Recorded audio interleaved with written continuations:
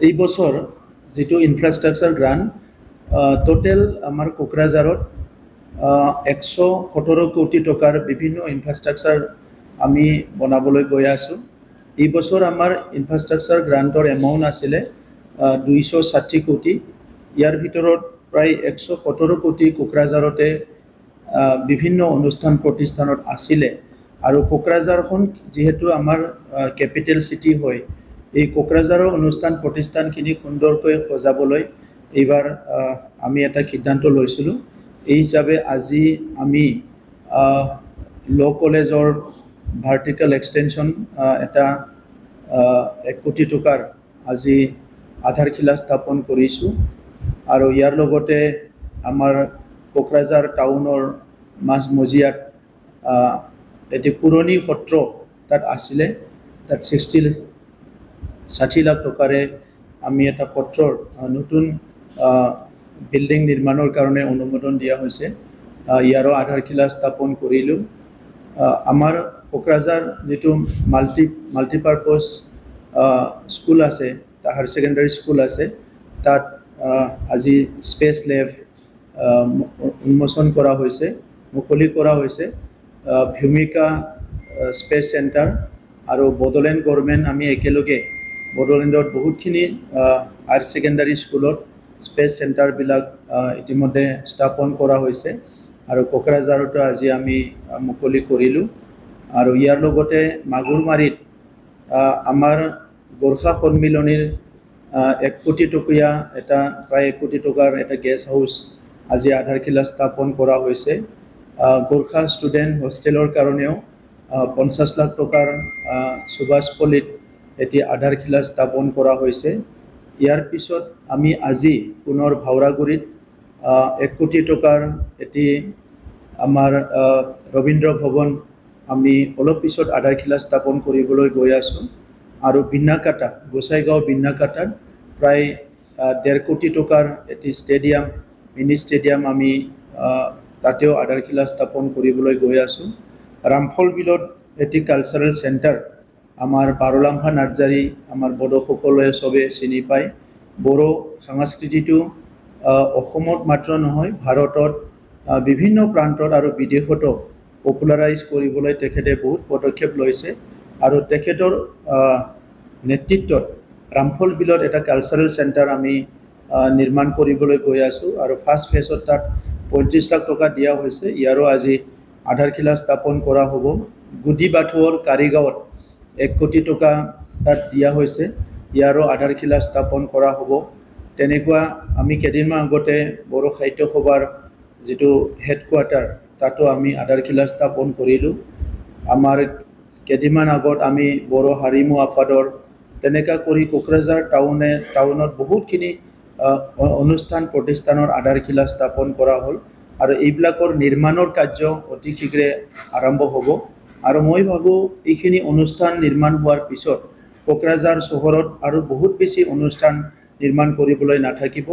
অহা বছৰৰ কাৰণে আমি এটা প্লেনিং কৰিছোঁ, 5 কোটি টকাৰ ষ্টুডেণ্টসকলৰ কাৰণে ষ্টাডি চেণ্টাৰ আমি 24/7 গাৰ্লছ এণ্ড বইজ যিসকলৰ ঘৰত পঢ়িবলৈ সুবিধা নাই, যিসকল ল'ৰা ছোৱালী বাহিৰৰ পৰা আহিছে, সেই ল'ৰা ছোৱালীবিলাকৰ পঢ়িবৰ কাৰণে আমি এটা 24/7 ষ্টাডি চেণ্টাৰ, য'ত ভজনৰ খানাৰো ব্যৱস্থা থাকিব এটা ছাবচিডাইজ ৰেটত।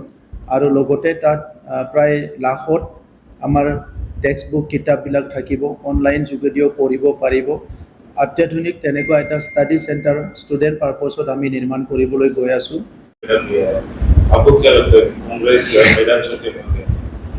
देखिए, ये जो मतदाता है वो ऑलरेडी बातें हुए हैं कि कौन बीपीएफ के साथ है, कौन कांग्रेस के साथ है, कौन बीजेपी के साथ है, कौन यूपीपीएल के साथ है। तो कांग्रेस को शायद ये अंदाज़ा है कि बहुत ज़्यादा प्रेशर डालने से भी, बहुत ज़्यादा एग्रेसिव होने से भी इन लोग को तो एक सीमित एक लिमिट में इन लोग को मिलने वाले हैं। तो इसीलिए इनका स्ट्रेटेजी ये भी हो सकता है कि हम लोग को तो सरकार बनाना नहीं है, तो जहाँ तक हम लोग कर सकते हैं वहाँ तक करेंगे। तो इसीलिए बाकी पार्टी का जैसा कांग्रेस एग्रेसिव नहीं कर रहा है ऐसा भी हो सकता है। इनका अंदर का बात तो मुझे मालूम नहीं है। इनका संस्था यहाँ बहुत मजबूत नहीं है। कांग्रेस जो है इनका जो ऑर्गेनाइजेशन है यहाँ बहुत मजबूत नहीं है। काफ़ी साल पहले ही कांग्रेस ने बोडोलैंड क्षेत्र को छोड़ दिया था। इनका इसका वजह जो है उनको मालूम होगा, मुझे नहीं मालूम। इसीलिए अभी कांग्रेस का इतना विजिबिलिटी नहीं है। बीजेपी लास्ट 5 इयर्स में ग्रो किया है। यूपीपीएल भी हम लोग 2015 से ही काम करना शुरू किया। अभी यूपीपीएल मजबूत पार्टी हो गया बोडोलैंड क्षेत्र में। और बीपीएफ जो है पहले मजबूत था, वो धीरे धीरे इसका जो नंबर है वो कम होता जा रहा है।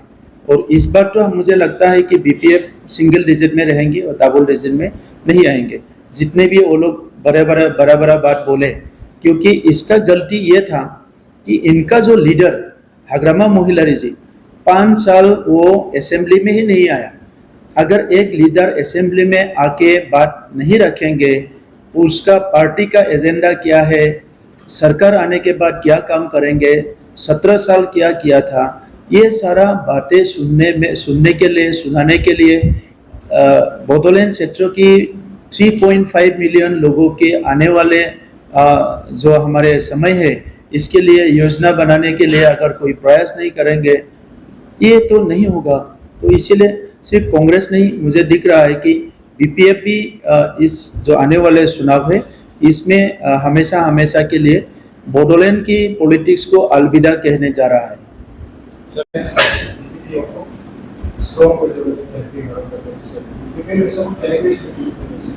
सब इतो भोटर पैटार्न बा डेमोग्राफी बा आमार जितो पार्टी पलिसिर ऊपर निर्भर करिब। बीटीसीत कोनबा दलर जदि आमार 3-4टा दल जिब्लाके काम करि आछे, कारबा हातत भोट 30% एबव आछे, कारबा हातत 30% बिलो आछे और कारबा हातत 20% आखे पाखे आछे। सो আজি कोनोबाई जोर दी इलेक्शन कैम्पिंग करिले कारबार कारणे ভাল হয়, कोनोबाई लाहे लाहे करिले कारबार कारणे ভাল হয়। गतिके पलिटिक्सर এই যে पलिटिकल स्ट्रेटेजी कैम्पेइन स्ट्रेटेजी और माने भोटर जिबिलाक अंक এইবিলাক इमान मुकलिके कोआ नाजाय। मीटिंगत जिखिनि भाषण दिए এইখিনি और आपनालोकर आगत सब कथा पातिले मैं इतो माने दलीय कोर कमिटित पातार दरे हबो, इतो मिडियार निचिना नहबो। तो এই কারণে आपनालोके अलपमान जानिब विचारक बाकी कथाबिलाक, किन्तु दलर स्ट्रेटेजिखिनि इमानते कब लागिब। इयातके भितरत गले आरो इतो आमार इतो सांबादिक নহয় आरो कोर कमिटी हो जाब। देखिए हम लोग 40 सीट में काम कर रहे हैं और मेरा एक स्वभाव है, मैं पहले भी नंबर नहीं बताया, अभी भी नंबर नहीं बताऊंगा। आपको इतना बताऊंगा कि ये जो चुनाव है इस चुनाव में हम लोग ही लार्जेस्ट पार्टी होंगे। ये आने वाले चुनाव में सरकार में बैठने के लिए, सरकार में आने के लिए जितना नंबर सही है वो नंबर यूपीपीएल को मिलेगा, वो मुझे यकीन है। क्योंकि ये सारा इलेक्शन मैनेजमेंट में मैं ही हूँ। हम लोग देख रहे हैं हमारा अच्छा टीम है, हमारा अच्छा युवा का टीम है, हमारा अच्छा सीनियर टीम है। हमारा अभी जो लास्ट 20-25 इयर्स पॉलिटिक्स किया हुआ पहले का डिप्यूटी चीफ और जो कैबिनेट मंत्री थे चंदन ब्रह्म जी है, खम्फा बरगोयारी जी है, यूजी ब्रह्म जी है, अभी यहाँ बैठा है नाथुराम बोरो जी है। ऐसा करके बहुत सीनियर लीडर्स, हमारा 2 एमपी है। तो कुल मिला के मुझे ये दिख रहा है ये चुनाव जो है ये यूपीपीएल अपना साइड में कर लेगा और उसमें कोई ये नहीं रहेगा। होब लगिया आছিলে यारो टेंडर हो गल 110 कोटी स्टेडियम हयतो इलेक्शन कन्डाक्टर आगत यार आधारशिला নহব पारे, किन्तु अलरेडी टेंडर हो गल। पर्वतजोरात प्राय 250 कोटी टकार जितु रेल वागन फैक्ट्री यारो सेंक्शन हो गल और पार्लियामेंट चलि आछे कारणे आमी रेल मंत्री टाइम पोआ नाइ। यारो आधारशिला आमी स्थापन करिबोलै प्रिपारेशन करि राखिछु। और बोडोलैंडर विभिन्न अंचलत आमी बीर शिलागां बसुमतारी स्टेडियमर आधारशिला निर्माण करिलु, स्थापन करिलु। स्टेडियम बिलाक निर्माण हो आछे। सिनेमा हलर भितरत अति शीघ्रे आमार 6খন सिनेमा हलर भितरत सिमलार जितु सिनेमा हल ये निर्माण करा हो गल। ये अति शीघ्रे आमी मुकली करिबोलै गৈ आछो। ইয়াৰ পিছতে ৰৌতা আৰু বাগানপাৰাৰ আমি মুকলি কৰিম। গোসাইগাঁৱৰো নিৰ্মাণৰ কাম চলি আছে। মুঠতে বড়োলেণ্ডত শান্তি অহাৰ পিছত আমি ইনফ্ৰাষ্ট্ৰাকচাৰ নিৰ্মাণ কৰাৰ কাৰণে যিখিনি দায়িত্ব লোৱা আছিলে এই ইনফ্ৰাষ্ট্ৰাকচাৰবিলাক বহুত স্পীডত ইয়াৰ নিৰ্মাণ কাৰ্যবিলাক হৈ আছে। 5টা ডিষ্ট্ৰিক্টত 5টা চিলাৰায় ভৱন আছিলে 50 লাখ টকা কৰি, ইয়াৰো 2টা আধাৰশিলা হৈ গ'ল, 3টা আধাৰশিলা হ'ব বাকী আছে। বহুতখিনি অনুষ্ঠান প্ৰতিষ্ঠান অহা 10 দিনৰ ভিতৰত, অহা 5 দিনৰ পৰা 10 দিনৰ ভিতৰত আধাৰশিলা স্থাপন কৰা কমপ্লিট হৈ যাব আৰু টেণ্ডাৰ হৈ নিৰ্মাণৰ কামো আৰম্ভ হৈ যাব। এই কাৰণে অলপ টেম্পাৰেচাৰটো বাঢ়ি আছে যে আমিতো গোটেই খেলা জিতি আহিলোঁ।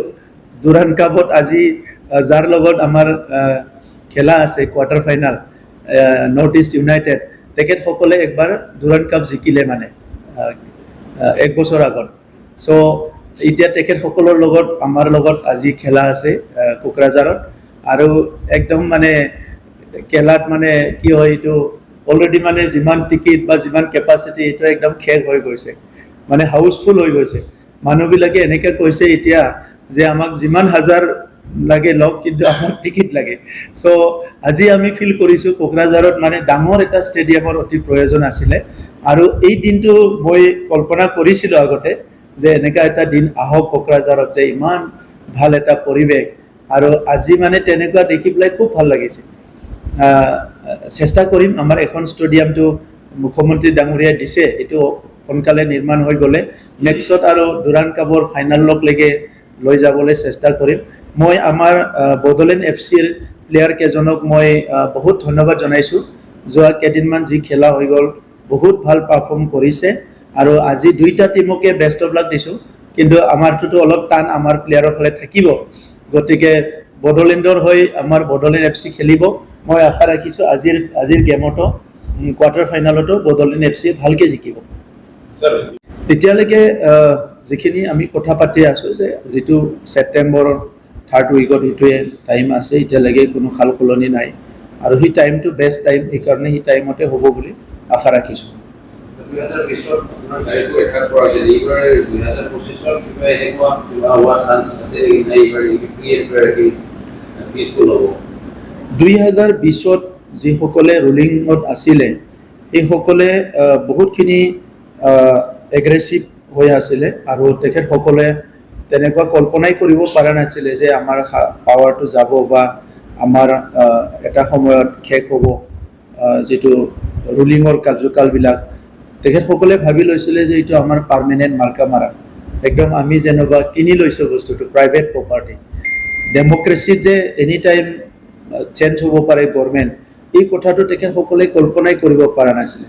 আৰু এটা কথা আছিলে বড়োলেণ্ডত আগৰ সময়বিলাকত নিৰ্বাচনত ভাইলেঞ্চ হয়, হিংসা হয়, সেইটো মানে এনেকুৱা বিহু অহাৰ নিচিনা আৰু বাহিৰৰ মানুহবিলাক কথা পাতে মানে নিৰ্বাচনত হিংসা যে হয়, মানুহ যে কেতিয়াবা মৰিও যায়, পংগু হয়, এই কথাবিলাক বহুতে পাতি আছিলে যে বড়োলেণ্ড বুলি ক'লে বিহুত যেনেকৈ কুলিয়ে মাতে বড়োলেণ্ডত আহিলে ইলেকশ্যন আহিলে বন্দুক ফুটে, কিন্তু এইটোতো কথা হ'ব নোৱাৰে।